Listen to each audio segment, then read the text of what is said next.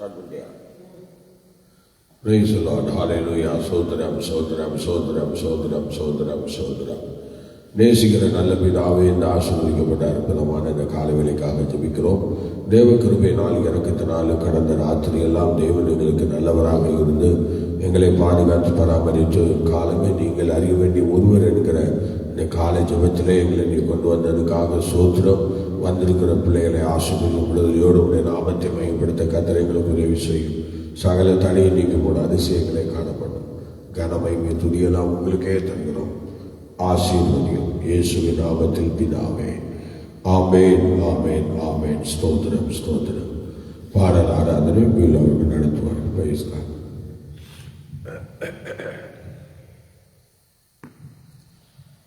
ஸ்தோத்திரம். அல்லேலூயா. நாம் தேவனை பாடி அவருடைய நாமத்தை மகிமைப்படுத்துவோம். வேதத்திலே வசனம் விதமாக சொல்லுகிறது, கர்த்தரை தெய்வமாக கொண்டுள்ள ஜனம் பாக்கியம் உள்ளது.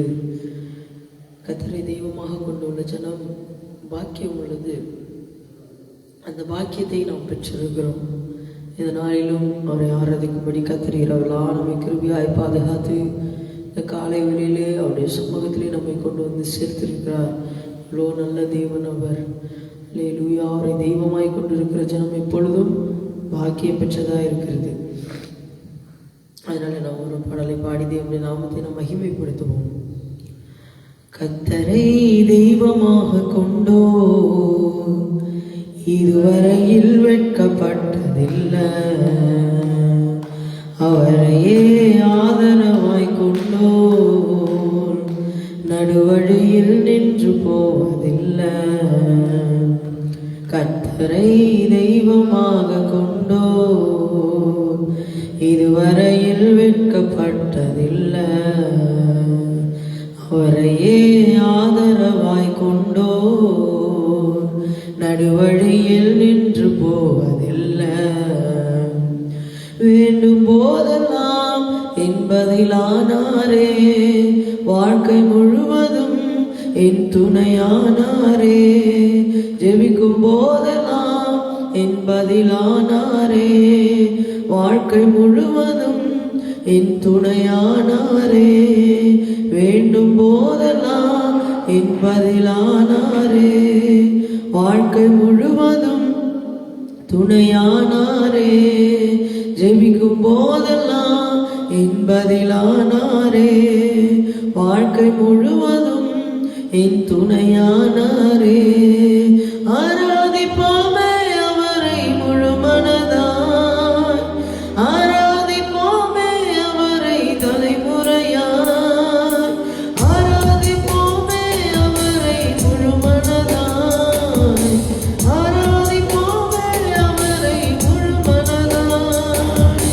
கர்த்தரை தெய்வமாக கொண்டோ இதுவரையில் வெட்கப்படவில்லை.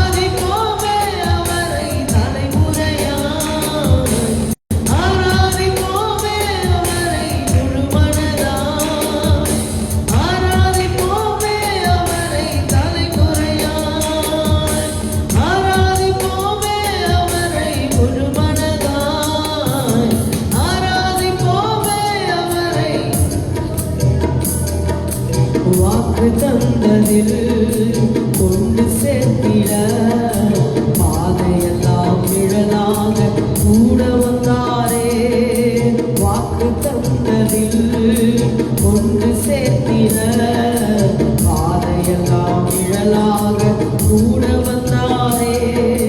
போகும் வழியெல்லாம் உணவானாரே. வாக்கு தந்த கானானை கையளித்தாரே. போகும் வழியெல்லாம் உணவானாரே. வாக்கு தந்த கானானை கையளித்தாரே. ஆராதிப்போமே அவரை முழுமனதாய். ஆராதிப்போமே அவரை தலைமுறையாய். ஆராதிப்போமே அவரை. ஆராதிப்போமே அவரை தலைமுறையாய். ஆராதிப்போமே அவரை முழுமனதாய். ஆராதிப்போமே அவரை தலைமுறையாய். ஆராதிப்போமே அவரை முழுமனதாய். ஆராதிப்போமே அவரை தலைமுறையாய். கர்த்தரை தெய்வமாக கொண்டோம். இதுவரையில் வெட்கப்பட்டதில்லை. அவரையே ஆதரவாய் கொண்டோம். நடுவழியில் நின்று போகவில்லை. கர்த்தரை தெய்வமாக கொண்டோம். இதுவரையில் வெட்கப்பட்டதில்லை. அவரையே ஆதரவாய் கொண்டோம். நடுவழியில் நின்று போவதில்லை. வேண்டும் போதெல்லாம் என் பதிலானாரே. வாழ்க்கை முழுவதும் என் துணையானாரே. ஜெபிக்கும் போதெல்லாம் என் பதிலானாரே. வாழ்க்கை முழுவதும் என் துணையானாரே. ஆராதிப்போமே அவரை முழுமனதாய். ஆராதிப்போமே அவரை தலைமுறையாய். ஆராதிப்போமே அவரை. ஆராதிப்போமே அவரை தலைமுறையாய். ஆராதிப்போமே அவரை முழுமனதாய். ஆராதிப்போமே அவரை தலைமுறையாய். ஆராதிப்போமே அவரை முழுமனதாய். ஆராதிப்போமே அவரை தலைமுறையாய். பெருமையானதை முன்னறிந்ததா தேடி வந்து என் படையில் தேடிக்கொண்டாரே. பெருமையானதை முன்னறிந்ததா தேடி வந்து என் படையில் தேடிக்கொண்டாரே. இரவு முழுவதும் பிரயாசப்பட்டும் நிரம்பாத என் படரை நிரப்பிவிட்டாரே. இரவு முழுவதும் பிரயாசப்பட்டும் நிரம்பாத என் படரை நிரப்பிவிட்டாரே. ஆராதிப்போமே அவரை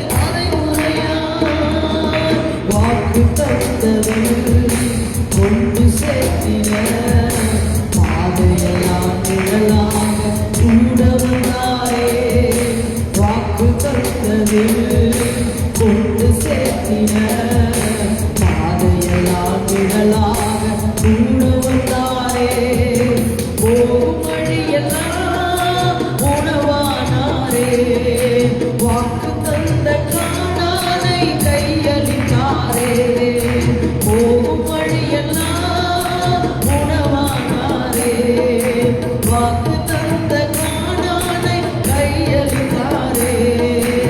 ஆராதிப்போமே அவரை ஒரு மனதாய், ஆராதிப்போமே அவரை தலைமுறையாய், ஆராதிப்போமே அவரை,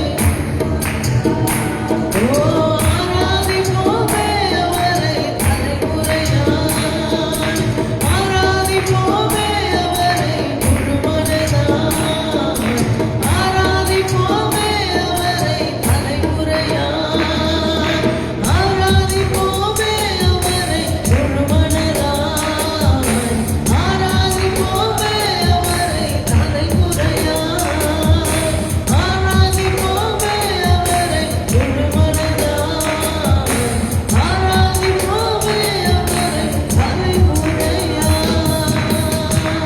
ஹல்லேலூயா. ஓ கர்த்தரை தெய்வமாக கொண்டுள்ள ஜனம் பாக்கியம் உள்ளதே. ஆண்டவரே, நாங்கள் வேண்டும் போதெல்லாம் எங்களுக்கு பதிலாய் வந்தவரே, ஆண்டவரே, எங்களுடைய எல்லா இடங்களிலும் எங்களுக்கு துணையாய் நின்ற தெய்வமே, உம்மை நன்றியுள்ள இதயத்தோடு துதிக்கிறோம், ஸ்தோத்திரிக்கிறோம். ஆண்டவரே, இந்த காலை வேளை காணும்படியான கிருபைகளை தந்தீரே. இரவெல்லாம் உம்முடைய சன்னதியில் உம்மை மறைத்துக் கொண்டீரே. எங்களுடைய எல்லாவற்றிலும் போக்கிலும் வரத்திலும் எங்களோடு கூட இருந்து துணையாயிருந்து நடந்து போவரே. ஹல்லேலூயா. பெருமையான படகிலும் எவ்வளவு பிரயாசங்களின் மத்தியிலும் தேவன் வந்ததால் படகை நிரம்ப செய்ததற்காய் ஸ்தோத்திரம். ஆண்டவரே, எங்களுடைய ஆண்டவரே படகுகளை சமாதானத்தினால் நிரம்ப செய்ததற்காய் ஸ்தோத்திரம். ஆசீர்வாதத்தினால் நிரம்ப செய்ததற்காய் ஸ்தோத்திரம். உம்மை ஆராதிக்கும்படி கிருபைகளினால் நிரம்ப செய்ததற்காய் ஸ்தோத்திரம் ஆண்டவரே. ஹல்லேலூயா. ஹல்லேலூயா. உம்மை தெய்வமாய் கொண்டிருக்கிற எல்லாரும் பாக்கியம் பெற்றிருப்பதற்காய் ஸ்தோத்திரம். இன்னும் அநேகர் ஆண்டவரே உம்மை தெய்வமாய் கொள்ள, ஆண்டவரே கர்த்தரையே தெய்வமாய் கொள்ள எல்லாருக்கும் இந்த பாக்கியத்தை கர்த்தர் நீர் தருவீராக. எல்லாரும் இந்த பாக்கியத்தை பெறுவார்களாக. நன்றி செலுத்துகிறோம் அப்பா. நீர் எங்களுக்கு தந்த அந்த நல்ல சாக்கியத்துக்காக ஸ்தோத்திரம் அப்பா. நன்றியுள்ள இதயத்தோடு உம்மை துதிக்கிறோம். ஆசீர்வதிங்க. மீண்டுமாய் ஆராதிக்க கர்த்தர் கொடுத்த கிருபைக்காக ஸ்தோத்திரம். கேட்க போற வார்த்தைகளுக்கு ஆசீர்வாதமாக்கி தாரும். வார்த்தைக்கு நீங்களோடு இடைபெறும். இயேசு கிறிஸ்துவின் நாமத்தில் பிதாவே, ஆமென்.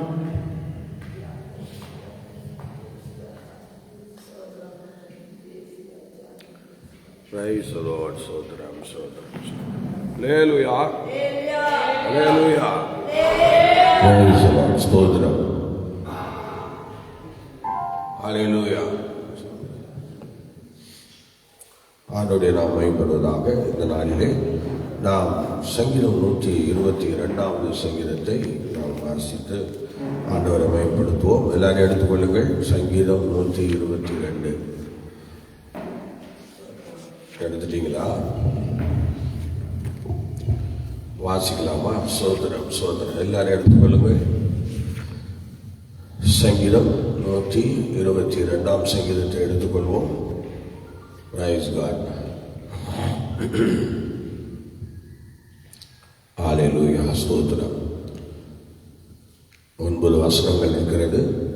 இப்பொழுது நாம் 9 வசனங்களையும் அப்படி ஸ்தோத்திரம் வாசிக்கலாமா? எல்லாரும் எடுத்துக்கொள்ளுங்கள். எல்லாம் சேர்ந்து வாசிக்கணும். 9 வசனங்களையும் அப்படியே எல்லாம் சேர்ந்து வாசிக்கப்பாங்களா? கர்த்தருடைய ஆலயத்திற்கு போவோம் பாருங்கள் என்று எனக்கு அவர்கள் சொன்னபோது மகிழ்ச்சியாக இருந்தேன். எருசலேமே, உன் வாசல்களில் எங்கள் கால்கள் நிற்கலாயிற்று. எருசலேம் இசைவினைப்பான நகரமாய் கட்டப்பட்டிருக்கிறது. அங்கே இஸ்ரவேலுக்கு சாட்சியாக கர்த்தருடைய ஜனங்களாகிய கோத்திரங்கள் கர்த்தரின் நாமத்தை ஸ்தோத்தரிப்பதற்கு போவோம். அங்கே தாவீது வம்சத்தாருடைய சிங்காசனங்களாகிய நியாயாசனங்கள் வைக்கப்பட்டிருக்கிறது. எருசலேமின் சமாதானத்துக்காக வேண்டிக் கொள்ளுங்கள். உன்னை நேசிக்கிறவர்கள் சுகித்திருப்பார்களாக. உன் அலங்கத்திற்குள்ளே சமாதானமும் உன் அரண்மனைக்குள்ளே சுகமும் இருப்பதாக. என் சகோதரர் நிமித்தம் என் சிநேகிதர் நிமித்தமும் உன்னில் சமாதானம் இருப்பதாக என்பேன். எங்கள் தேவனாகிய கர்த்தரின் ஆலயத்தின் நிமித்தம் உனக்கு நன்மை உண்டாக தேடுவேன். ஆமென். ஆமென். அல்லேலூயா. சார், இப்பொழுது நம்ம இந்த சங்கீதத்திலே 9 வசனங்கள் அடங்கியிருக்கிறது. இந்த சங்கீதத்தை பாடியவர் ஸ்தோத்திரம் தாவீது. தாவீது பாடின ஆரோகண சங்கீதம் என்று சொல்லப்பட்டிருக்கிறது. அல்லேலூயா, ஸ்தோத்திரம். ஆகவே இந்த சங்கீதத்திலே மெயினாக இந்த சங்கீதத்தினுடைய பின்னணியை நம்ம பார்க்கும்போது எருசலேமின் ஆலயத்தினுடைய அந்த பண்டிகை காலங்கள், அந்த பண்டிகை காலங்களில் பாடப்பட்ட ஒரு பாட்டு. எதை எண்ணிய என்று சொல்லும்போது எருசலேமுடைய தேவாலயத்தை மையமாக வைத்து இந்த பாடலை தாவீது பாடுகிறார். பாடி ஆண்டவரை மகிமைப்படுத்துகிறார். எருசலேம் ஆலயத்தை குறித்து தாவீதுக்கு ஒரு பெரிய ஸ்தோத்திரம் ஆசை உண்டு, வாஞ்சை உண்டு. அது நமக்கு நல்லா தெரியும். அவர் ஆலயத்தை கட்டணுன்னே அவர் நிறைய பாடுபட்டவர், பிரயாசப்பட்டவர், அது கண்டு பணங்களை சேகரித்தவர், எல்லாம் செய்தவர். ஆனால் ஸ்தோத்திரம் அந்த இஸ்ரவேல் கோத்திர ஜனங்கள் கர்த்தருடைய அந்த பண்டிகை காலங்களில் செல்லும்போது ஒரு பாடுகிற அந்த பாட்டாக 122ஆம் சங்கீதம் முழுவதும் காணப்படுகிறது.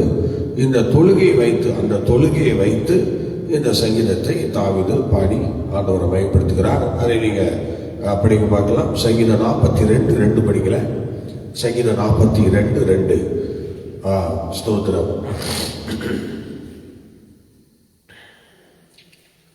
ஸ்தோத்திரம். என் ஆத்துமா தேவன் மேல் ஜீவனுள்ள தேவன் மேலேயே தாகமாயிருக்கிறது. நான் எப்பொழுது தேவனுடைய சன்னதியில் வந்து நிற்பேன். எந்த அளவுக்கு ஆண்டவனுடைய ஆலயத்தை குறித்து, அவர் சமூகத்தை குறித்து ஒரு மேன்மையை அவருக்குள்ள வச்சிருப்பாரு பாருங்க. எப்போ நான் ஒரு சமூகத்தில் நிற்பேன், அந்த ஒரு ஏக்கத்தை அவருக்குள்ள ஆண்டவர் வைத்திருக்கிறார். சோத்திரம். உண்மையிலேயே அந்த சமூகம் இல்லைன்னா அவருக்கு அந்த சோத்திரம் தவிப்பு அவருக்குள்ள ஒன்று இருக்கிறத நம்ம பார்க்குறோம். அவர் கர்த்தருடைய ஆலயத்தை குறித்து பைபிளில் அதிகமாக பேசுறது யாரும் கேட்ட தாவீது தான். அவ்வளோ ஆண்டவருடைய ஆலயத்தின் மேலே மிகவும் வைராக்கியம் உள்ள ஒரு தேவ மனிதர் தாவீது. ஸ்தோத்திரம். அதனாலதான் அவர் கட்டவும் துணிந்தார். ஆனால் தேவன் வாஞ்சை இருந்தாலும் தாவீதை வேறு விதமாய் கர்த்தர் பயன்படுத்துறதுனால அந்த ஆசீர்வாதத்தை தாவீதுக்கு கொடுக்காம தாவீதுக்கு சேகரிக்கவும் அதை குறித்து புகழ்ச்சியாக பாடவும் பல காரியங்களை செய்தாரே தவிர ஆலயத்தை அவரால் என்ன செய்ய முடியல, கட்ட முடியவில்லை. அல்லேலூயா, அல்லேலூயா. அந்த ஆலயத்தை எண்ணி அவர் வரிசையா கர்த்தரை எவ்விதமாக மகிமைப்படுத்துகிறார் என்று பாருங்கள். சோத்திரம். நீங்க 122:4 படிக்கல, 122ஆம் சங்கீதத்தில் 4ஆம் வசனம் படிக்கல.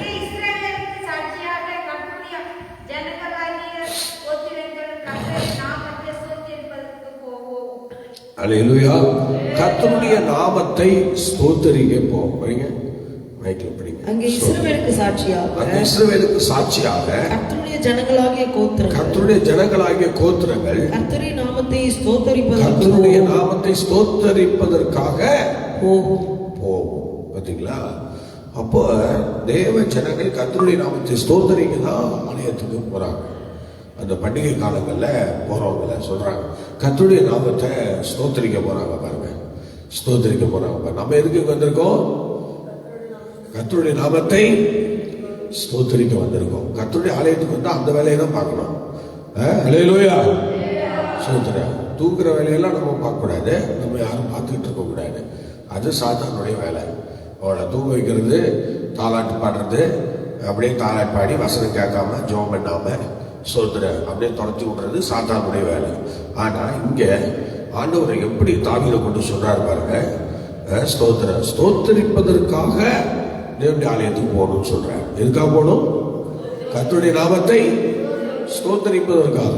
சும்மா இல்ல, நல்ல வாயை திறந்து கர்த்தரை தொழுது கொள்ளணும், ஸ்தோத்திரம் பண்ணணும். அல்லேலூயா. சில பேர் கூட பால் குடிக்கிறது போல என்ன சொல்றாங்கன்னே தெரியாது. ஸ்தோத்திரம். நான் நினைக்கிறேன் நீங்க அண்ணாலா மாறினீங்கன்னா பரவாயில்ல, ஆனா நீங்க அண்ணால் கிடையாது. ஆண்டவர் உங்க பிரச்சனையில மாத்திட்டாரு. அண்ணாளுக்கு ஓவர் பிரச்சனை, ஆலயத்துல வந்ததே இல்லை, புதுசா உள்ள வரா, எவனாலும் ஏதாவது சொல்லிடுவானோ சொல்லிட்டு தான் அவன் என்ன பண்றான், அப்படியே சைலண்டா வாசிக்கிறான், வார்த்தைய சைலண்டா சொல்றான், அழுகிட்டே சொல்றான்.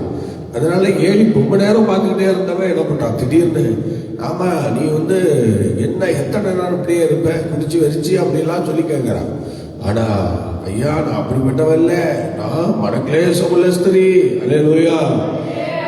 ஆனா உள்ளத்துல இருதயத்தை நான் ஊத்தியாக ஜெபம் பண்ணிட்டு இருக்கேன்னு சொல்றான். அப்பதான் அவரு சரி சரி சரின்னு சொல்லி பார்த்துட்டு ஆசாரியருக்கே கண்டுபிடிக்க முடியல அண்ணா ஜெபம் பண்றத. ஆமா அண்ணான்னு சொல்லிதான் தெரியுது அவன் எதுக்கு ஜெபம் பண்ணான்னு சோத்திரம். இப்ப அது மாதிரிதான் ஏலிக்கு கண்டுபிடிக்க முடியாத மாதிரி நமக்குள்ள இருக்கிற நம்ம விஷயங்களை யாரும் கண்டுபிடிக்க முடியாதுன்னு நினைச்சுக்க வேண்டாம். ஆமா கர்த்தர் சில நேரங்கள்ல கண்டுபிடிக்க வைப்பாரு, சில நேரங்கள்ல ஸ்தோத்திர கம்புன்னு இருப்பாரு. ஏன்னா 2 பேர் ஜெபம் பண்ண வந்தா பாத்தீங்களா, சூப்பரா கண்டுபிடிச்சிட்டாரு இல்லையா. அவன் இல்லடா இவன் தான்டா நீதிமான் ஆக்கப்பட்டு போனான்ட்டாரு. பாத்தீங்களா எவ்வளவு அருமையா சொன்ன. அவங்ககிட்ட போய் பேச கூட இல்லை, அவங்ககிட்ட போய் எதையும் சொல்லல. எட்டேருந்து பார்த்தாரு, பார்த்துட்டு சொன்னாரு அவனல்ல இவனே நீதிமான் ஆக்கப்பட்டவனாய் புறப்பட்டு போனான். பாத்தீங்களா அந்த மாதிரி கர்த்தர் தேவசமூகத்தில் வரவங்களெல்லாம் கவனிச்சுட்டு இருக்கிறாரு, கண்காணிச்சுட்டு இருக்கிறாரு. நீ என்ன ஜெபம் பண்ற, என்ன பண்ற, ஏது பண்றான்னு கண்காணிச்சுட்டு இருக்கிறாரு. உன்னுடைய செய்கைகள் தான் உன்னுடைய ஆசீர்வாதத்தை கொண்டு வரணும். உன்னுடைய மேன்மை, உன்னுடைய செய்கை தான் நீ உன்னை ஒரு பெரியவனா ஆண்டவர் எடுத்து காட்ட போறாரு. ஏன்னா ஒரு செய்கையை குறித்து ஆண்டவர் உடனே ரிசல்ட் சொல்றாரு. நீ ஆலயத்தை விட்டு வெளியே போகும்போதே ரிசல்ட், நீ யாரு அப்படின்னு சொல்லி உடனே ரிசல்ட் சொல்றாரு. பாருங்க எவ்வளவு அருமையானது பாத்தீங்களா. ஸ்தோத்திரம். ஆமா நீ பாட்டுக்கு ஜெபம் பண்ணிட்டு எந்திரிச்சு போக, ஆனா நீ போகும்போது ஆண்டவர் இயேசு உன்னை பார்த்து சொல்றாரு. என்ன சொல்றாரு, அது என்ன சொல்லுவாருன்னு உங்களுக்கு தான் தெரியும். நீங்க என்ன பண்ணீங்களோ அதை தான் சொல்லுவாரு. ஸ்தோத்திரம். ஐயா அவன் இல்லடா இவன் நீதிமானாக்கப்பட்டு புறப்பட்டு போறான் பாரு அப்படின்னு சொல்லி கை காட்டி சொல்லுவாரு. நீ வேணா இங்க என்ன பண்ணணும்னு தெரியாம போலாம், ஆனா கர்த்தர் என்கிட்ட இருந்து உன்னை பார்த்து உன்னை கண்காணிச்சு நீ போகும்போது உனக்கு மேல சில ஆசீர்வாதங்களை சொல்லி அனுப்புவாரு. நீ ஆசீர்வாதமா இருந்தா ஆசீர்வாதத்தை சொல்லி அனுப்புவாரு. நீ இந்த மாதிரி தூக்கி அதை பண்ணி இதை பண்ணி ஏதாவது சிந்தையில உட்காந்து வேஸ்டா எந்திரிச்சு போனீங்கன்னா அதையும் சொல்லி அனுப்புவாரு. ஸ்தோத்திரம். அல்லேலூயா. ஆமா கடவுள் சமூகத்துக்கு வருகிற ஒருத்தரையும் அவர் தெரியாத மாதிரிலாம் விட மாட்டாரு. நீ போகும்போதே ஒரு ரிசல்ட்டை உன் கையில கிழிச்சு அனுப்பிடுவாரு, போயிட்டு வாங்க. ஸ்தோத்திரம். நீ ஆலயத்துல நுழைஞ்ச முதல் இந்த நேரம் வரைக்கும் என்ன பண்றேன்னு அவர் பார்த்துட்டு இருக்கிறார். அவர் உடனே உனக்கு போகும்போது ரிசல்ட் கொடுத்து அனுப்பிடுவாரு. அதனால தான் சில பேருக்கு இன்னும் என்ன செய்ய முடியல, விருத்தி அடைய முடியல, இன்னும் வளர முடியல, இன்னும் வாழ முடியல, இன்னும் சில விஷயங்கள்ல எழும்பவே முடியல. அப்படியே இருக்கிறோம். ஸ்தோத்திரம். அப்படியே இருக்கிறோம். என்ன பண்ணி கதை நடக்கல. அல்லேலூயா. ஆனா சத்தமா தான் சொல்லுங்கள, கதைக்கு ஆகல. ஸ்தோத்திரம். எப்ப பார்த்தாலும் நீ சொல்றதா நீ செய்யறது தான் பண்ணிட்டு இருக்கிற. கர்த்தர் சொன்ன ஒரு வார்த்தை கூட கவனிக்கிறது இல்லை. அல்லேலூயா. நான் என்ன சொல்றேன்னா, ஆவியானவர் நமக்குள்ள வாசமா இருந்தா எல்லாத்தையும் மாத்திடுவாரு. அவர் நமக்குள்ள இல்லாதனால இந்த பிரச்சனையே. ஆமாங்க சோத்ரா, அவரு எனக்கு ரொம்ப பலவீனம் பாஸ்டர், அதனால என்னால ஒன்றும் பண்ண முடியும். ஓ பலவீனத்தில் தான் உதவி செய்யறேன்னு சொல்லியிருக்கிறாங்கல்ல, சொன்னாரா இல்லையா? அவர் நம்முடைய பலவீனங்களில் உதவி செய்கிறார். சோதர அப்போஸ்தலர் பவுல் எப்படி சொன்னார் பாருங்க. ரோம் சபைக்கு சொல்லும் போது அவர் நமது பலவீனங்களில் சோதர அல்லேலூயா என்னை பலப்படுத்துகிற கிறிஸ்துவினாலே. இதெல்லாம் யார் சொல்றது? ஸ்தோத்திர ஆராதனை பலேனோம் பலேனோன்னு சொல்லிட்டு இருக்கிற உங்களை பார்த்தா சொல்றாரு. அல்லேலூயா அல்லேலூயா. நம்மாலே எதுவும் ஆகாதுதான், ஆனா தேவனாலே ஆவியானவராலே எல்லாம் ஆகும். ஸ்தோத்திர அல்லேலூயா அல்லேலூயா. ஆமா கர்த்தர் ஒருத்தருக்கு ஒரு பொறுப்பை கொடுத்தாருன்னா அதுக்குரிய கிருபை எல்லாம் தராம கொடுக்க மாட்டாரு. பாத்தீங்களா, எல்லாம் கொடுத்துதான் கொடுப்பாரு. ஆமா அவர் நீதி உள்ள நியாயாதிபதி. சோத்திரம். ஆமா அவர் கரெக்டா செய்வாரு. ஒன்னு ஆராதிக்க வச்சாருன்னா அதுக்குரிய மெடனெல்லாம் கொடுத்துதான் ஆராதனை கொண்டு வருவாரு. ஆமா நீ அதை என்ன பண்ற, கரப்படுத்தணும்னு நினைக்கிற. ஆண்டவருக்குள்ள வளரணும், வாழணும், நம்ம பெரிய ஆளா இருக்கணும், கர்த்தருக்குள்ள எல்லாருக்கும் முன்மாதிரியா இருக்கணும், அந்த எண்ணம் உனக்குள்ள வரல. அதான் அது இருந்துச்சுன்னா உன்னை கர்த்தரை மேன்மைப்படுத்திட்டே இருப்பாரு. அநேகருக்கு இடர்லாம் இருக்க மாட்டோம்.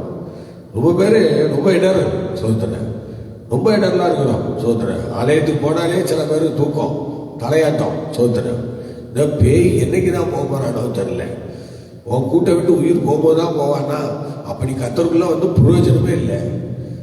ஆண்டவருக்குள்ள வந்து ஒரு பிரயோஜனமும் இல்லை. எப்போ பாரு தேவ சமூகத்தில் வந்து ஆடுறது. இதெல்லாம் என்ன ஜென்மமோ, எப்படி ஸ்தோத்திரம் ஆண்டவர் உங்களை பார்த்து என்ன பண்ண போறாரு தெரியல. எங்க கடவுள் சமூகத்தில் கொஞ்சமாவது பயபக்தி இருக்காதா? கொஞ்ச நாள் இருக்காதா? ஏன்னா காலம் உச்சமா தூங்கிட்டு இருப்பான். ஸ்தோத்திரம்.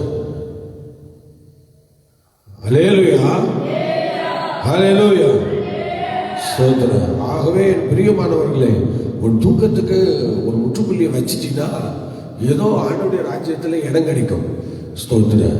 நான் இப்படியே தான் இருப்பேன்னா அவன் நீ தூங்கிட்டு இருக்கும்போது இயேசு வந்துட்டு போயிடுவாரு.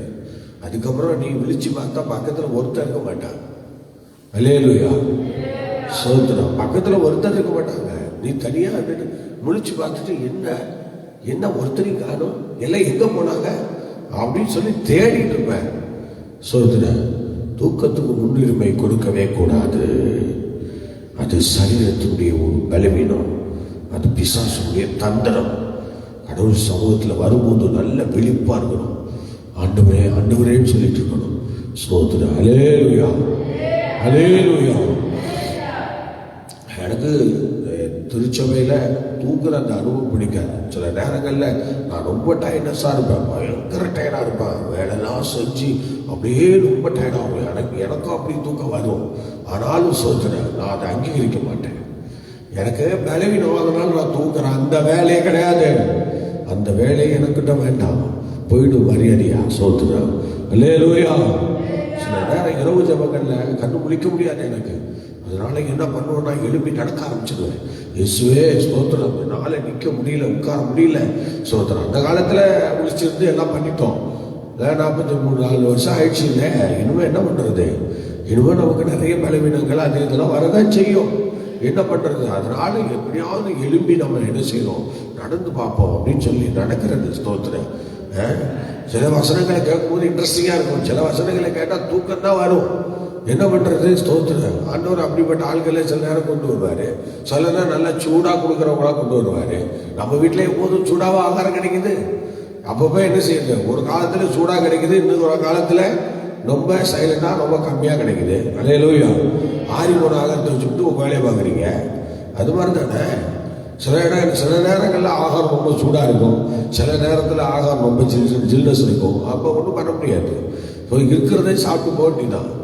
சோதனை இல்லை, சாப்பிடலாம் பண்ணி கிடக்கணும், அவ்வளோதான். ஹல்லேலூயா.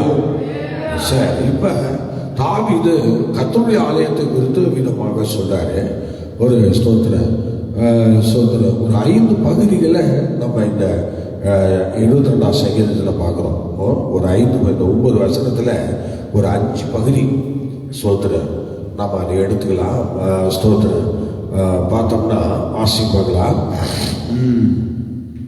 22:7 படிக்கல, 122:7 படிங்க. அலங்கத்திற்குள்ளே சமாதானமும், உன் அலங்கத்திற்குள்ளே சமாதானமும், உன் அரண்மனைக்குள்ளே சுகமும் இருப்பதாக. பார்த்தீங்களா? உன் அலங்கத்திற்குள்ளே. அந்த பக்கத்துல தம்பிகள்லாம் எடுக்கிறானான்னு பாருங்க. வசனத்தை எடுத்து வாசிக்க சொல்லுங்க. சோத்திர நான் முன்னாடியே சொல்லிட்டேன். நீங்க வசனத்தை எடுத்து பார்த்துட்டு மிச்சம் அப்படியே கண்கள் எங்களை நோக்கி பார்க்கணும், பிரசங்கியாரை நோக்கி பார்க்கணும். அப்போதான் பிரசங்கியாருக்கு நல்ல பிரசங்கம் பண்ணுறதுக்கு வரும். ஹல்லேலூயா. இது கீழே இந்த பன்றிகள் மாதிரி நம்ம கீழே பார்த்துக்கிட்டு இருந்தோம்னா சோத்திரம் அது செட் ஆகாது. அது கீழே நம்ம பார்க்கறது ஒரு தூக்கத்தை குறிக்கிறது. அது அப்படி செய்யக்கூடாது. ஆமாம். ஹல்லேலூயா. ஸ்தோத்திரம். இப்போ இந்த கால வேலையெல்லாம் கீழே பார்க்கக்கூடாது. அது வேற ஆள் பார்ப்பாங்க, நம்ம பார்க்க வேண்டாம். என்ன, நம்ம நேரம் பார்ப்போம். ஹல்லேலூயா. இப்படி நேரம் பார்க்கறது தான் மனுஷன். இப்போ நம்ம கீழே தலையை போட்டு கீழேயே பார்க்குற மாதிரி நடிச்சுட்டு இருந்தோம்னா அது நம்ம வேற மாதிரி போடும். அதுதான் அந்த மிருகத்தை சொல்கிறாங்க. அதனால அப்படிலாம் போகாமல் நல்லா அப்படி நேராக கண்ணை முழிச்சு என்ன சொல்கிறாங்க அப்படின்னு சொல்லி கொஞ்சம் கேட்டு பார்க்கணும். ஒரு ஒரு 5 பகுதிகள் இதில் இருக்குது. ஒன்று, ஆலயத்தில் என்ன உண்டு? ஒரு அலங்கத்திற்குள்ளே சமாதானம், ஒரு அரண்மனைக்குள்ளே சுகம். இந்த ஃபேமிலிஸுடைய அந்த காரியங்கள். ஹல்லேலூயா. அந்த ஒரு பகுதி, ஒரு சமாதானத்தை தேவன் கட்டளையிடுகிற ஒரு சங்கீதம். ஒரு சமாதானம். உனக்குள்ளே தேவன் வைக்கிற ஒரு நேரம் அது. ஸ்தோத்திரம். அடுத்தது 122:1-2 வசனங்களை படிச்சீங்கன்னா அதுல சொல்றாரு, எருசலேமை குறித்து தாவீதின் மகிழ்ச்சி. படிப்பாங்க. கர்த்தருடைய ஆலயத்திற்கு போவோம், கர்த்தருடைய ஆலயத்துக்கு போவோம் வாருங்கள் என்று அவர்கள் எனக்கு சொன்னபோது மகிழ்ச்சியாயிருந்த. பாத்தீங்களா எப்படி இருந்த? கர்த்தருடைய ஆலயத்துக்கு வாங்க போவோம்னு சொன்ன போது எப்படி இருந்த? ஆமாங்க. இது எருசலேமை குறித்து தாவீதின் மகிழ்ச்சி. சொல்லுங்க, என்னது? எருசலேமை குறித்து தாவீதுடைய ஒரு மகிழ்ச்சி. அடுத்தது நீங்க ஒரு பகுதியை படிங்க, 4வது பகுதி 122ஆம் சங்கீதத்துல ஸ்தோத்திரம் 3:5 படிங்க. 3:3-5. எருசலேம் இசைவினைப்பான நகரமாய் கட்டப்பட்டிருக்கிறது. எருசலேம் இசைவினைப்பான நகரமாய் கட்டப்பட்டிருக்கிறது. அங்கே இஸ்ரவேலுக்கு சாட்சியாக கர்த்தருடைய ஜனங்களாகிய கோத்திரங்கள். எருசலேமின் மேன்மையை சொல்றாரு. எருசலேமினுடைய மேன்மையை குறித்து அவர் சொல்றாரு. படிங்க. கர்த்தரின் நாமத்தை ஸ்தோத்தரிப்பதற்கு போகும். கர்த்தருடைய நாமத்தை ஸ்தோத்தரிப்பதற்கு போகும். எதுக்கு போகும்? ஆலயத்துக்கு எல்லாரும் கர்த்தருடைய நாமத்தை ஸ்தோத்தரிப்பதற்கு போகும். அல்லேலூயா, அல்லேலூயா, ஸ்தோத்திரம். எருசலேமினுடைய மேன்மையை குறித்து தாவீது அமிதமாக சொல்றாரு. அடுத்தது ஸ்தோத்திரம். நீங்க ஸ்தோத்திரம் 9ஆம் வசனம் படிக்கல. எங்கள் தேவனாகிய கர்த்தரே, ஆலயத்தை நிமித்தம் உனக்கு நன்மை உண்டாக தேடுவேன். ஸ்தோத்திரம். தேவனுடைய ஆலயத்தை நிமித்தம் உமக்கு நன்மை உண்டாக தேடுவேன். அப்ப எருசலேமின் மேல தாவீதினுடைய அன்பு, எருசலேமின் மேல தாவீதினுடைய அன்பு எப்படி இருக்கு? நன்மை உண்டாக படிங்க. நன்மை உண்டாக தேடுவேன். ஸ்தோத்திரம். அல்லேலூயா, அல்லேலூயா. சொல்லுங்க, நன்மை உண்டாக தேடுவேன். ஸ்தோத்திரம். எவ்வளவு அருமையா சொல்றாரு பார்த்தீங்களா? கர்த்தருடைய பிள்ளை. ஸ்தோத்திரம், ஸ்தோத்திரம். நீங்கள் ஸ்தோத்திரம். நீங்க 22:5 படிங்க. அங்கே தாவீதின் வம்சத்தாருடைய சிங்காசனங்களாகிய நியாயாசனங்கள் வைக்கப்பட்டிருக்கிறது. ஸ்தோத்திரம். தாவீதின் வம்சத்தினுடைய நியாயாசனங்கள் அங்கே இருக்கிறது, சிங்காசனங்கள் அங்கே இருக்கிறது. ஸ்தோத்திரம். அல்லேலூயா. ஆமா, ஸ்தோத்திரம். தாவீது அப்படியே கர்த்தருடைய ஆலயத்தை ஒட்டியே அவரை ஆண்டவர் வளர்த்து கொண்டு வர்றாரு பாருங்க. ஸ்தோத்திரம். ஒரு ஆடிகள் பின்னாடி ஒரு அனாதையா வளர்ந்த ஒரு மகன். ஆனால் இன்னைக்கு அவர் ஆலயத்துக்கு அடுத்த ஒரு நபராக அப்படியே கடந்து போறார். ஸ்தோத்திரம். இவ்விதமாக சில 5 பகுதிகளை நம்ம தாவீதுடைய காரியத்தில் நம்ம பார்க்கிறோம். ஸ்தோத்திரம். 6ஆம் வசனம் படிக்கல. 6ஆம் வசனம் படிங்க. எருசலேமின் சமாதானத்துக்காக வேண்டிக் கொள்ளுங்கள். இப்போ சொன்னார் பாருங்க, இந்த எருசலேம் மேல அவருக்கு அவ்வளோ பெரிய வாஞ்சைங்க. யாருமே அந்த அளவுக்கு எருசலேமை குறித்து வர்ணிச்சு அந்த அளவுக்கு பேசுறது இல்லை. ஆனா தாவீதுக்கு பயங்கரமான ஒரு தரிசனங்க. எருசலேம் மேல அவருக்கு இருக்கிற அந்த பயங்கரமான அந்த விசுவாசம், அந்த நம்பிக்கை. எப்படி சொல்றாரு பாருங்க, எருசலேமின் சமாதானத்துக்காக வேண்டிக் கொள்ளுங்கள். உலகம் முச்சோடு இன்னைக்கு இந்த வசனம் பஞ்சா பறந்துட்டு இருக்குங்க. ஆமா, எல்லாரும் இன்னைக்கு இந்த வசனத்தை பயன்படுத்துறாங்க. எருசலேமின் சமாதானத்துக்காக வேண்டிக் கொள்ளுங்கள், எருசலேமின் சமாதானத்துக்காக வேண்டிக் கொள்ளுங்கள். அந்த பாசையில அவரை குறித்து அவ்வளவு நல்லா சொல்றாங்க. அல்லேலூயா, சத்தமா சொல்லுங்க. அவ்வளவு நல்ல வைராக்கியமா சொல்றாங்க. எருசலேமின் சமாதானத்துக்காக வேண்டிக் கொள்ளுங்கள். எங்கே போனாலும், எந்த நாட்டுக்குள்ள போனாலும், எல்லா நாடுகளிலும் எருசலேமின் சமாதானத்துக்காக வேண்டிக் கொள்ளுங்கள் சொல்றாங்க. அப்ப எருசலேமில் ஒரு சமாதானம் இருக்கிறதுக்கு காரணம் ஆண்டவர் தான். சோதரன் கர்த்தர் தான். அதனால ஒரு கைக்குள்ள இந்த எருசலேம் இருக்கிறது. சோதரன். ஆனால் இது எத்தனையோ நாட்கள்ல ஸ்தோத்திரம் போயிடுச்சு. பல வருஷங்கள் எருசலேம் பழைய ஏற்பாட்டிலெல்லாம் கரெக்டாக தான் வந்தது. அப்படியே கரெக்டாக தான் வந்துச்சு.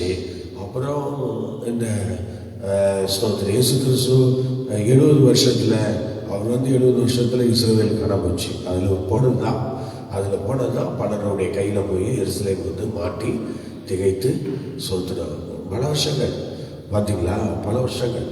ஒரு 1000 ஸ்தோத்திரம் ஒரு 700 வருஷத்துக்கு மேலே போயிடுச்சு. 700 வருஷத்துக்கு மேலே அது அப்படியே கடந்துருச்சு. அப்போ அவங்க ஆளுங்க தான் வெளியே வருது. இப்போ சோத்திரம் நம்ம ஆளுங்க ஆண்டது வரல. சோத்திரம் அப்புறம் தான் வருது.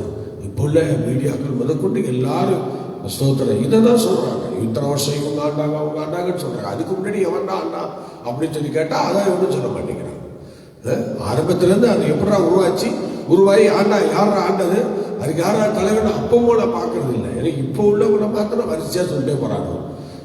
இப்போ அவனை யூதர்கள் பாவம் செஞ்சதுனால ஆண்டவர் என்ன செஞ்சாரு, யூதர்கள் சாப்டரே க்ளோஸ் பண்ணிட்டாரு. என்ன பண்றது, எனக்கு சாப்டரே க்ளோஸ் பண்ணிட்டாரு. தேவகுமாரன் வந்து அவரை விசுவாசிக்கல, அவங்க நம்பல, அதனால ஆண்டவர் விட்டுட்டு போயிட்டாரு. அத்தி மருந்த பார்த்து சமைச்சது மாதிரி இஸ்ரவேல் ஜனங்களை ஒரு வழி பண்ணிட்டு போயிட்டாரு. இப்போ என்ன பண்றது, அது ஸ்தோத்திர தீர்த்தராயினால் அந்த எல்லா ஆலயங்களும் அழிக்கப்பட்டு சோத்திர ஏரோது கட்டின ஆலயம், சோத்திர இவனுக்கு செருபாபேல் கட்டின ஆலயத்தை மாற்றி ஏரோது பெருசாக கட்டினான், பெரிய ஆலயமாக கட்டினான். சோத்திர ஏரோது அரசாங்க சொத்துல ஆலயம் கட்டினான். அதான் அரசாங்க சொத்துல ஆலயம் கட்டினதும் சுத்தமாக என்ன பண்ணிட்டான், ஒரு கல்லு மேலே ஒரு கல்லு ராகபடிக்கு எல்லாத்தையும் எடுத்துட்டான். ஏசாமி சொன்ன மாதிரி அவர் தான் சொல்லிட்டு போயிட்டாரு, ஒரு கல்லு மேலே ஒரு கல்லு ராகபடிக்கு எல்லாத்தையும் தூக்கிட்டு போயிடுவானோடாங்க. ஏன் அதை செஞ்சாலும்னா பாருங்க, அதுலேயும் ஒரு மேன்மை இருக்கு பாருங்க. அந்த கல்லுல சிமெண்ட்டுக்கு பதிலி தங்கத்தை காய்ச்சி ஊற்றிருக்கிறானோ, தங்கத்தை காய்ச்சி ஊற்றிருக்கான். அந்த தங்கம் எங்கேயும் கிடைக்காத தங்கமா, அந்த தங்கத்தை காய்ச்சி ஊத்துன அந்த கல்லை தான் அந்த கல்லை எடுத்து போட்டு தங்கத்தை எடுத்துட்டு போயிட்டானோ. ஸ்தோத்திரம், நம்மெல்லாம் சிமெண்ட் சார்ந்து இதெல்லாம் வைப்போம், அவனும் தங்கத்தையே உருக்கி அந்த கல்லில் வச்சிருக்கிறானோ. அந்த ஒரு கல்லெல்லாம் பேத்து எடுத்து அந்த தங்கத்தை எடுத்து சுற்றி எடுத்துக்கிட்டான், அந்த தங்கத்தெல்லாம் எடுத்துக்கிட்டாங்க. இது இப்போ பயங்கரமான ஆலயம். எருசலேம் ஆலயம் வந்து தங்கத்தினால சார்ந்த தங்கம் தான், தங்க சார்ந்த வச்சு எப்படி கட்டியிருக்கான் பாருங்க, அப்படி வந்து கட்டப்பட்டது. அதனால அன்னைக்கு ஒரு கல் மேலே ஒரு கல் இல்லாமல் எல்லா கல்லையும் தூக்கிட்டான். தூக்கி கல்லெல்லாம் எடுத்து தனியாக போட்டு அந்த நகையெல்லாம் எடுத்து தங்கத்தெல்லாம் எடுத்து சுரண்டி எடுத்துட்டு போயிட்டான். பார்த்தீங்களா, ஏன் சாமி இவ்வளோ அருமையாக சொன்னாரு. இன்னைக்கு இதெல்லாம் பார்க்குறீங்களே, இதில் ஒரு கல்லின் மேல் ஒரு கல்லீராகபடிக்கு இதெல்லாம் இடிக்கப்பட்டு போகும் காலம் வரும்னு சொன்னாரு. அது எப்போ வந்துச்சு, கிபி 70 வந்துருச்சு. அவர் சொன்னது அப்படியே நிறைவேறிச்சு பாருங்க. அல்லேலூயா, சோத்திரம். ஆண்டவர் இயேசு வாயை திறந்தாலே பயங்கரமா இருக்கு. அதனால அவர் திறக்காம இருக்கிறதே நல்லது. நம்ம வாழ்க்கையில அவரை திறக்க வைக்க கூடாது. இயேசுநாதர் வாயை திறக்கவும் கூடாது, அப்படியே இருக்கணும். அந்த மாதிரி எல்லாரும் என்ன செய்ய நடக்கணும். அல்லேலூயா, ஏதாவது ஒன்று சொல்லிட்டு போயிடுவாரு, அது பாட்டுக்கு பின்னாடி வந்து வாழ மோதிட்டு இருக்கும். சோத்திரம், அவர் சொன்னதுல என்ன ஸ்தோத்திரம், நோவா காலத்தில் எப்படி நடந்ததோ அப்படியே மனுஷகுமார காலத்தில் நடந்துட்டார். என்ன பண்றது, சோதனை சீசர்களும் அவர் என்னத்தை சொல்லுவாருன்னு வாயை நோண்டிகிட்டே இருக்கிறாங்க. பக்கத்துல போய் ஆண்டவரே ஆண்டவரே அது என்ன ஆண்டவரே, இது என்ன ஆண்டவரே, இது எப்படி ஆண்டவரே, அது எப்படி ஆண்டவரே போட்டு அவரை ஏதாவது ஒரு வழியை கேட்டு அவரும் வாயால ஒரு வார்த்தையெல்லாம் சொல்ற அளவுக்கு வச்சிடறாரு. ஆமா, சொல்லிடுறாரு. அது மாதிரி ஸ்தோத்திரம் ஏதாவது ஒன்று சொல்லிடுறாரு. கடைசியில பார்த்தா எல்லாம் தீர்க்க தரிசனமா இருக்கு. அவர் சொல்ற எல்லா வார்த்தைகளும் தீர்க்க தரிசனமா அமையுது. ஸ்தோத்திரம், சில காலங்களுக்கு அப்புறம் அது நிறைவேறுது, எல்லாம் நிறைவேறுது. ஸ்தோத்திரம், அல்லேலூயா. ஆகவே ஸ்தோத்திரம், அவர் சொன்னது அவரு சொல்றாரு, நான் சொன்னது ஒன்றும் நடக்காமல் போகாதுன்ட்டார். பார்த்தீங்களா, நான் சொன்னது எதுவும் நடக்காமல் போகாதுன்ட்டார். எல்லாம் நடக்கும், எல்லாம் நடக்கும். சரி, ஆகவே எருசலேம் ஆலயத்தை குறித்து தாவீதுனுடைய அன்பு நிறைய காரியங்களை எருசலேம் ஆலயத்தை பற்றி தான் இவர் வந்து பேசுறாரு. ஸ்தோத்திரம், 8வது வசனம் படிக்க பார்க்கலாம். 8வது வசனம், என் சகோதரன் நிமித்தம் என் சிநேகிதர் நிமித்தமும் உன்னில் சமாதானம் இருப்பதாக என்பேன். உனக்குள்ள சமாதானம் இருப்பதாக, என் சிநேகிதர் நிமித்தம் என் சகோதரன் நிமித்தம் உனக்குள்ள சமாதானம் இருப்பதாக என்று சொல்லி ஸ்தோத்திரம் எவ்வளவு அருமையா சொன்னார் பாருங்க. உன்னில் சமாதானம் இருப்பதாக. யார் நிமித்தம் சொல்லுங்க, யார் நிமித்தம்? சகோதரன் நிமித்தம். நம்ம எல்லாரும் நிமித்தம் எல்லாருக்கும் எப்படிதான் என்னதான் உண்டாகணும் சொல்லுங்க, என்னதான் உண்டாகணும்? சமாதானம் தான் உண்டாகணும். ஸ்தோத்திரம், ஆண்டவர் ஸ்தோத்திரம் நம்மை குறித்து எவ்வளவு அருமையா சொல்றாரு. அவர் சகோதரர்கள் என்றாரு, சிநேகிதர்கள் என்று சொல்றாரு. அப்ப நம்மால எல்லாருக்கும் என்னதான் உண்டாகணும்? சமாதானம் உண்டாகணும். நம்ம எங்க இருந்தாலும் சரி, வீட்டில் இருந்தாலும் சரி, வேலை செஞ்சாலும் சரி, எங்க போனாலும் சரி, காலேஜ் போனாலும் சரி, படிக்க போனாலும் சரி, எங்க போனோமோ அங்க நம்மளால என்னதான் உண்டாகணும்? ஆனா வாயத்தான்னு சொல்லுங்க, சமாதானம் தான் உண்டாகணும். ஆமா, நீ போனா சோதரம். ஆண்டவர் இயேசு அண்ணன் சொல்றாரு, தாவீது அண்ணன் சொல்றாரு, இயேசு சொல்றாரு இல்ல, ஒரு வீட்டுக்கு போகும்போது நீ முதலாவது அங்க போய் என்ன சொல்லணும்? சமாதான வாழ்த்துக்களை சொல்றான்றாரு. சமாதானத்துக்கு பாத்திரமா நாங்க இருந்தா அது அங்க தங்கிரும். அப்படி இல்லைன்னா அது என்ன பண்ணிடும்? உன் பின்னணியே வந்துருன்றாரு. அதனால அருமையான தெய்வ பிள்ளையை, நீ எங்க போனாலும் உனக்குள்ள ஒரு சமாதானம் வேணும். நீ அடுத்தவங்களுக்கு சமாதானமா இருக்கணும். புரியுது? அடுத்தவங்களை கலக்கிக்கிட்டே இருந்த நேர குழிய தோண்டி நேரம் உள்ள கொண்டு போயிருவாரு. இந்த கோராகு அபிராம் தாத்தாலாம் என்னதான் பண்ணாடுவோம்? இஸ்ரவேல் ஜனங்களை கலக்கிட்டே இருந்தாடுவோம். மோசே பொறுத்து பார்த்தாரு. அதுக்கப்புறம் அவரால் முடியல. கடைசியில ஆண்டவர் சமூகத்துல சொல்லிட்டாரு, ஆண்டவர் ஒரு அதிசயத்தை காட்ட போறாருன்னு சொல்லி அப்படியே பூமியை பழந்து உள்ள கொண்டு போயிட்டாரு. அடுத்த நபருக்கு இடரல் உண்டாக்கிக்கிட்டு சமாதான கேட்ட உண்டு பண்ணிட்டு அங்க நம்ம இருந்தோம்னு வச்சுங்களேன், நமக்கு ஸ்தோத்திரம் அரசாங்கம் தண்டனை கொடுக்காதுங்க. அரசாங்கம் தண்டனை கொடுக்காது, கடவுளே இறங்கி வந்து தண்டனை கொடுப்பாரு. யாரெல்லாம் எங்கெல்லாம் இடரலா இருக்கீங்களோ, யாரெல்லாம் எங்கெல்லாம் கலக்கவாதியா இருக்கீங்களோ, யாரெல்லாம் நீங்க கலக்கிட்டு இருக்கீங்களோ, உங்களுக்கு ரிசல்ட் அரசாங்கம் கொடுக்காது, தெய்வம் தான் கொடுப்பாரு. இடரல் வருவது அவசியமா, ஆனா யார் மூலமா வருதோ அவனுக்கு ஐயோ. அல்லேலூயா. அதனால இடரலே வரக்கூடாது யாருக்கு நிமித்தம். இந்த இடரல் வராம பாத்துக்கணும். சோத்திரம் கலக்கத்தை ஏற்படுத்திட்டே இருக்க கூடாது. எப்ப பாரு சரியில்லை கலகம், இதெல்லாம் கலக பேச்சு, அதான் அவன் சரியில்லை சரியில்லை, அவன் எப்படா போட்டு விடுறது, இப்படி இந்த கலகத்தை ஏற்படுத்திக்கிட்டே இருக்கிற ஒருத்தரையும் ஆண்டவர் விட போறதில்லை. சோத்திரம் குடும்பங்கள்ல, வேலை செய்யற இடத்துல, சபைகள்ல கலகத்தை ஏற்படுத்துகிற ஒரு குரூப் இருக்கதான் செய்யுது. ஆனா கர்த்தர் அதை சும்மா விட மாட்டார். கோராகு தாத்தான் அபிராமெல்லாம் சும்மா விடல. பாத்தீங்களா? சும்மா விடலைங்க. சோத்திரம் அவங்களுக்கு ஒரு புதிய காரியத்தை ஆண்டவர் தோண்ட பண்ணினார். அவ்வளவுதான். புதிய காரியம் சொல்லும் போது பூமி பிளந்து உயிரோட அவங்க எல்லாம் நேரம் பாதாளத்துக்கு போயிட்டாங்க. பாதாளம் 9 மைலுக்கு அடியில இருக்காங்க. எத்தனை மைலுக்கு அடியில? 9 மைலுக்கு அடியில 2000 டிகிரி நெருப்பு எரிஞ்சிட்டு இருக்கான். அந்த இடத்துக்கு இவங்க டைரக்டா போயிட்டாங்க. எல்லாம் ஞாயிற்றுக்கு அப்புறம் தான் போவாங்கன்னு சொல்லியிருக்கு. இவங்க மாத்திரம் எப்படி டைரக்டா போனாங்கன்னு தெரியல. ஆண்டவர் அதுக்கு அனுமதிச்சிட்டாரு.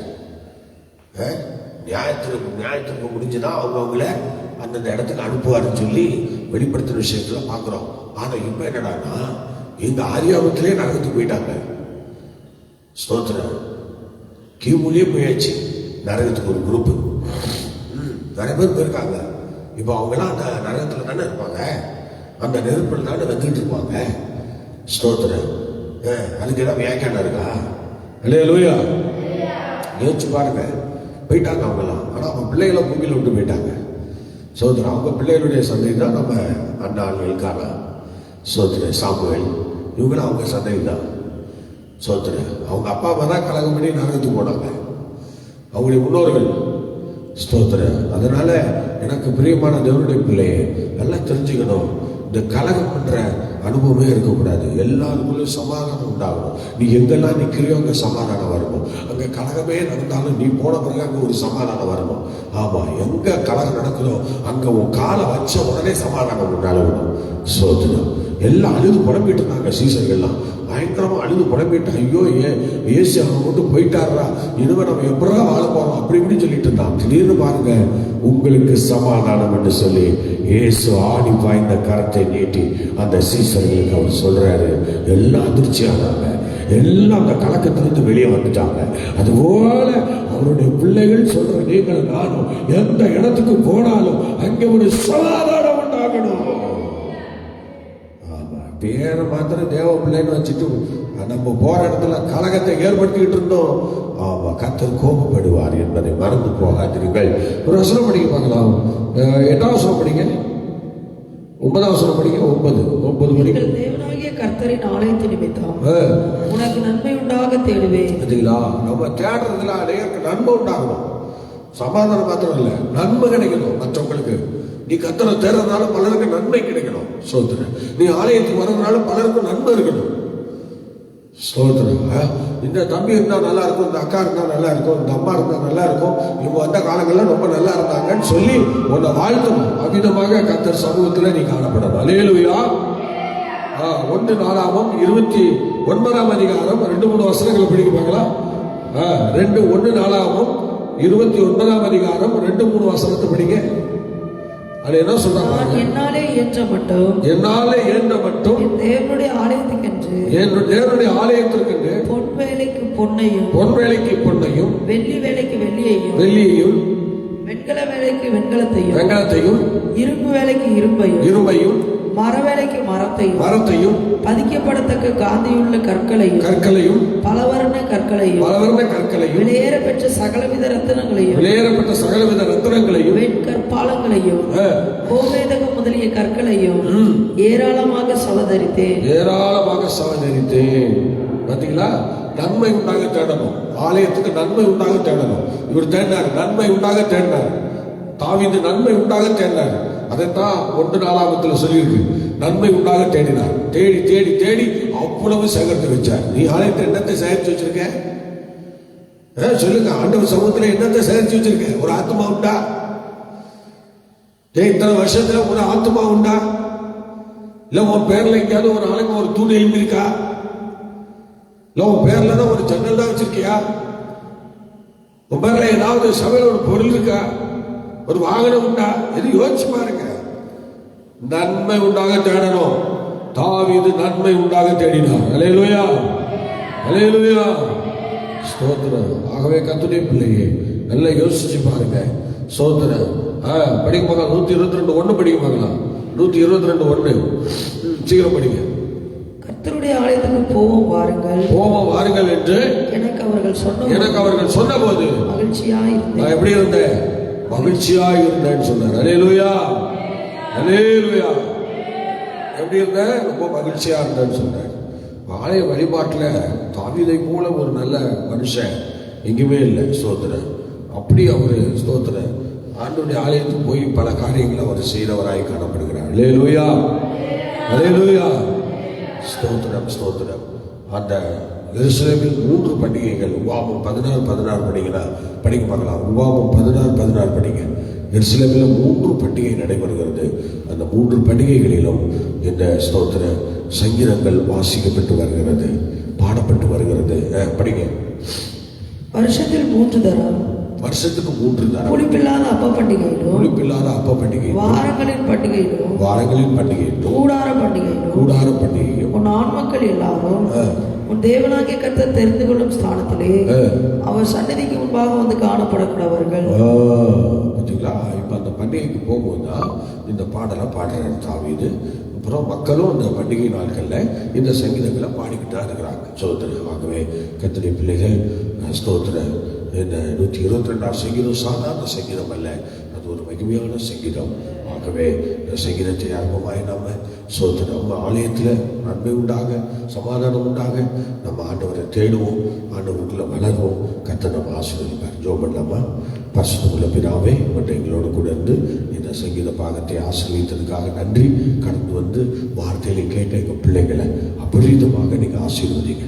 எல்லா தீமைக்கும் உங்களை காத்துக்கொள்ளுங்க. பெரிய காரியங்களை கர்த்தர் செய்யுங்க. கனம், மகிமை, துதி, ஸ்தோத்திரம் எல்லாவற்றையும் நம்ம உங்களுக்கே தருகிறோம்.